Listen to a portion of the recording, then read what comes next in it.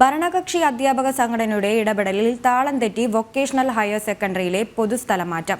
വൈകി ആരംഭിച്ച 2023-24 സ്ഥലമാറ്റ പ്രക്രിയയാണ് നീളുന്നത്.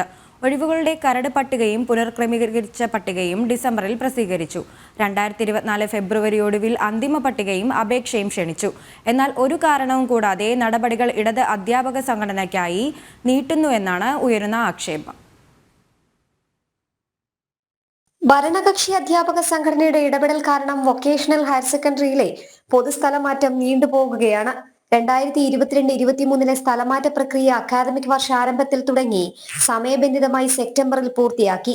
എന്നാൽ 2023-24 വർഷത്തെ സ്ഥലമാറ്റം വളരെ വൈകി 23 നവംബറിലാണ് ആരംഭിച്ചത്. ഒഴിവുകളുടെ കരട് പട്ടികയും പുനഃക്രമീകരിച്ച പട്ടികയും ഡിസംബറിൽ പ്രസിദ്ധീകരിച്ചു. 2024 ഫെബ്രുവരി ഒടുവിൽ അന്തിമ പട്ടികയും അപേക്ഷയും ക്ഷണിച്ചു.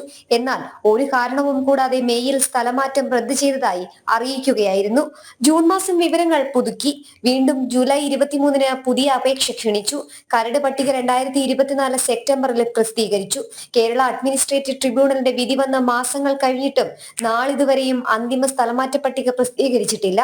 അനേക വർഷമായി തിരുവനന്തപുരം ജില്ലയിൽ മാറി മാറി ജോലി ചെയ്യുന്ന അധ്യാപകരുടെ ഉന്നതതല സ്വാധീനവും ഭരണപക്ഷ അധ്യാപക സംഘടനയുടെയും സെക്രട്ടേറിയറ്റിലെ ഉന്നത ഉദ്യോഗസ്ഥരുടെയും ബന്ധമാണ് സ്ഥലമാറ്റം നീണ്ടുപോകാനുള്ള കാരണമെന്നാണ് ആക്ഷേപം.